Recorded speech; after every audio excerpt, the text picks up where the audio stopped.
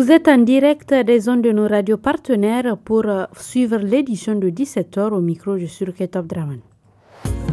L'agence du barrage de Kandaji a mis en place un comité spécifique ce matin à Niamey en vue d'élaborer une feuille de route sur la mise en œuvre du projet Kandaji. Les détails dans un instant.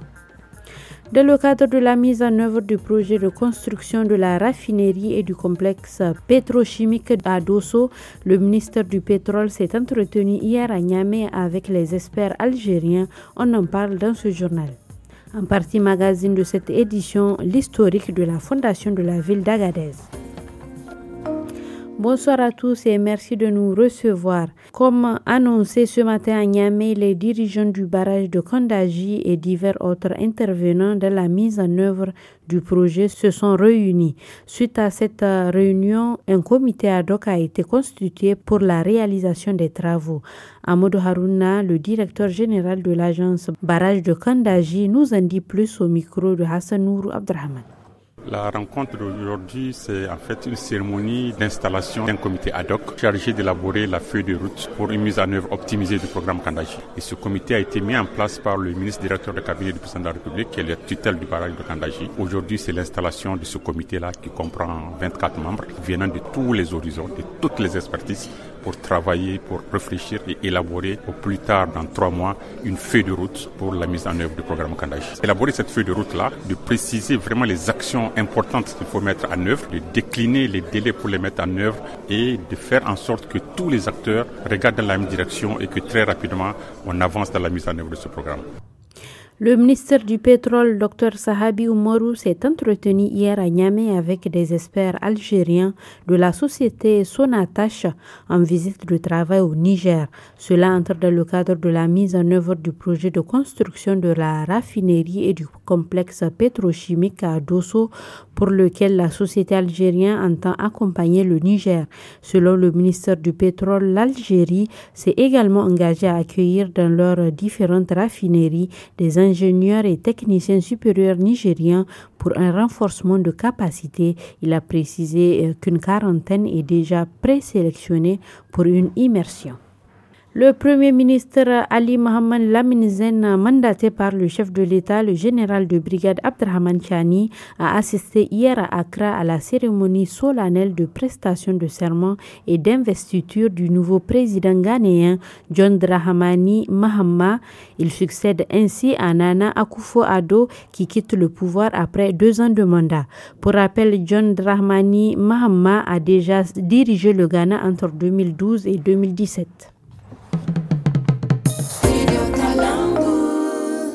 Autre aspect de ce journal, à l'hôpital de district de Tanout dans la région de Zender, les agents de santé utilisent les différentes consultations pour offrir aux femmes des dépistages du cancer. Selon les explications de Reinatou Hassan, sage-femme, cela entre dans le cadre de la prévention de la maladie. Elle est au micro de Zainab Amadou. En ce qui concerne les femmes qui viennent à la maternité, soit c'est pour une simple consultation prénatale ou pour un accouchement, ou pour prendre des contraceptifs. Nous profitons de ces occasions pour les sensibiliser. Nous commençons d'abord par leur demander si elles ont une fois été dépistées. Ensuite, on leur montre comment faire la palpation mammaire une fois à la maison devant leur miroir. Si elles arrivent à repérer quelques anomalies, elles doivent immédiatement alerter le responsable du centre de santé. Par jour, nous recevons 4 à 5 femmes qui acceptent le dépistage volontaire pour vérifier si oui ou non leur sein présente des nodules.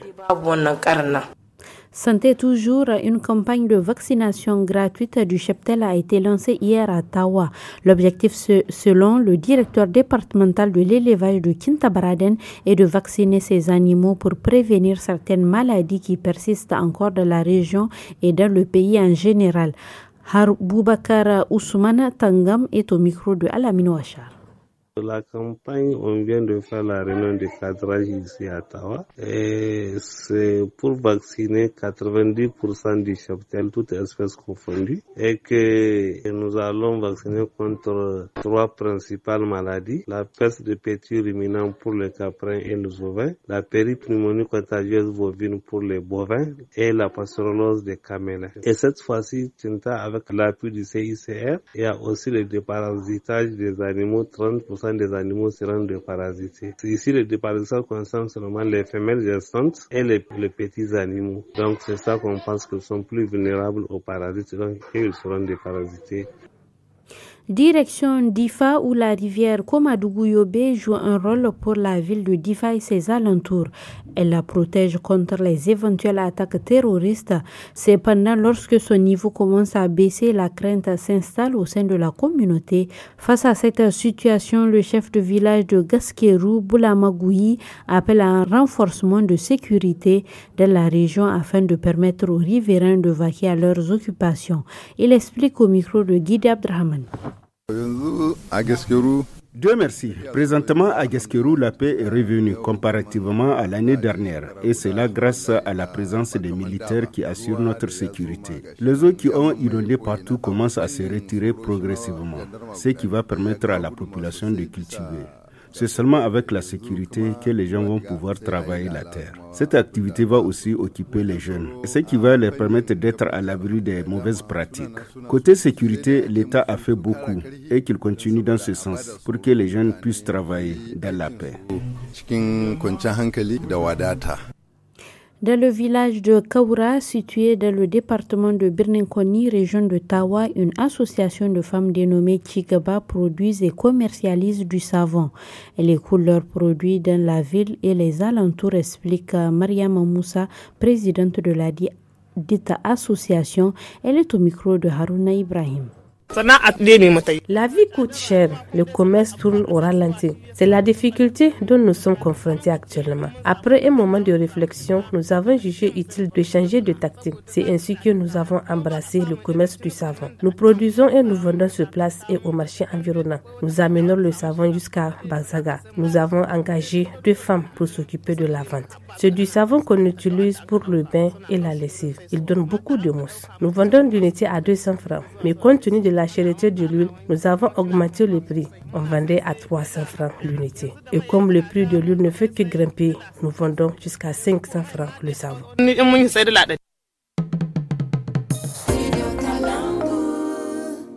11 ans après sa reconnaissance comme patrimoine mondial de l'UNESCO, le centre historique d'Agadez, connu sous le nom de Vieille Ville, est confronté à plusieurs défis, notamment les conséquences du changement climatique. Selon Ali Salifou, le conservateur du centre historique, il est nécessaire de déployer des moyens pour conserver ce patrimoine culturel. Il est au micro de Assoumana China.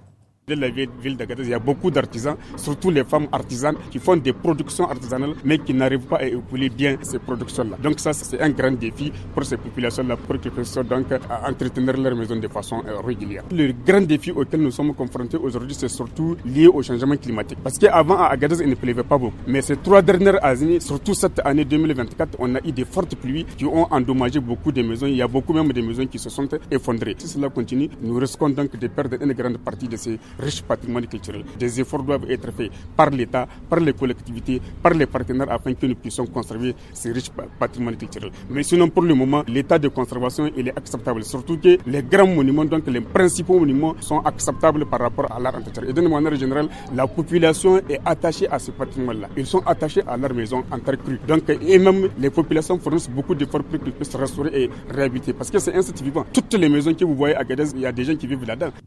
Du sport dans ce journal, dans le cadre des préparatifs du championnat d'Afrique des Nations prévu du 1er au 28 février 2025 en Tanzanie, Ouganda et Kenya, l'équipe nationale du Niger, le MENA, a entamé en début de semaine des séances d'entraînement au centre technique de la FENIFOOT à Niamey. Pour en savoir plus sur cette préparation, écoutons Haroun Abdullah, entraîneur du MENA local au micro de Salamot Kadir.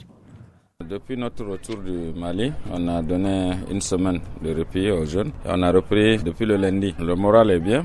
Je pense qu'on a repris un peu le groupe parce qu'il y a des nouveaux qui se sont rajoutés par rapport au groupe qui nous ont qualifiés. Pour le moment, l'effectif est, je peux dire, un peu plus pléthorique, mais c'est le nombre demandé même par la CAF au niveau de l'enregistrement. Je pense qu'on a un groupe qui tourne entre 30 et 33 joueurs. Cette préparation sur 2 phases, localement d'abord.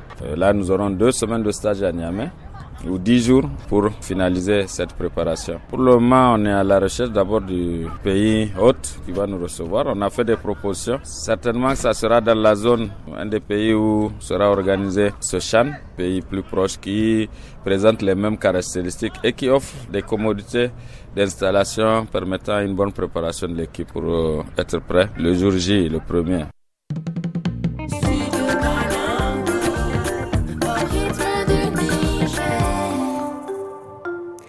La partie magazine de ce mercredi nous amène à la découverte de l'historique de la fondation de la ville d'Agadez.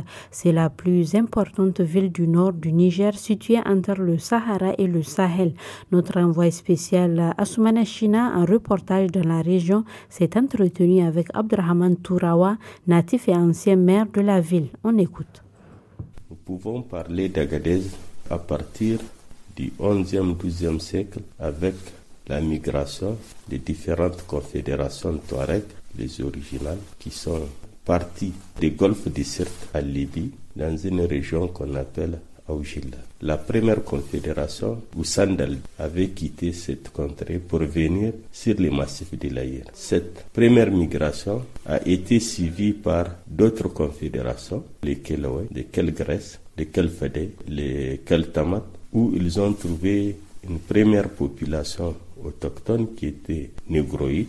Ils ont cohabité et qui l'ont repoussé un peu plus aussi. Chacun est fier de son origine et n'accepte jamais la suprématie de l'autre. Cela a créé un cadre où vivaient des confédérations qui rivalisent entre elles. Et les sages se sont assis pour dire qu'il faut trouver une solution à ces problèmes. Et ces sages ont réfléchi sur plusieurs alternatives. Celle qui a été retenue, c'est de chercher un arbitre qui va diriger à la destinée. Ils ont opté pour chercher un arbitre ici de la monarchie islamique. Pourquoi le choix de la monarchie islamique? Dans les années 1300-1400, le monde islamique était dominé par l'Empire ottoman. Istanbul était la capitale de l'islam. Ces sages, ces religieux, ont envoyé une équipe de 400 guerriers pour aller près de l'empereur de l'Empire turc pour solliciter un de ses descendants pour venir diriger à la destinée de ces peuples nomades du Sahara. Comment ce nouveau dirigeant venu d'ailleurs a été accueilli? Les différentes confédérations, toutes ont assisté à la cérémonie d'intronisation. Donc les sultans Touareg de l'Aïr menaient une vie nomadisante au niveau du massif, allant de vallée en vallée. À peu près sur 80 années, les confédérations ont jugé que désormais les chefs doivent être sédentarisés. C'est aux confédérations de lui rendre visite.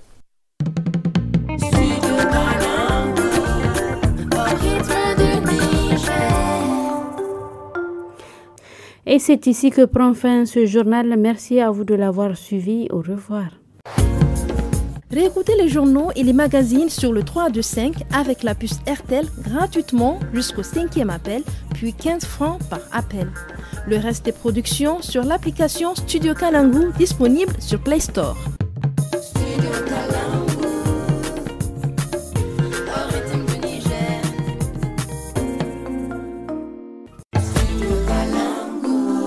Chers auditeurs et auditrices du Studio Kalangu, à compter du 1er janvier 2025, le réseau des radios partenaires passe de 52 à 30 radios dans tout le pays. Nous espérons que cette situation, qui est indépendante de notre volonté et de celle des radios partenaires, ne sera que temporaire. Studio Kalangu. Studio Kalangu. Tous les jours, écoutez les programmes du Studio Kalangu sur les ondes de nos radios partenaires. Et sur WhatsApp au 80 06 88 54 à partir de 17h. N'oubliez pas nos rendez-vous hebdomadaires. Lundi, nous abordons une question de droit dans la partie magazine. Mardi, suivez le magazine Bien-être à la fin des journaux et le forum Espace Femmes à 18h15. Ne manquez pas le forum de la presse du vendredi pour le décryptage de l'actualité de la semaine. Samedi et dimanche, place à l'actu des jeunes à partir de 17h, suivi de Tous à la Fada. Et Studio Kalangu au rythme du Niger.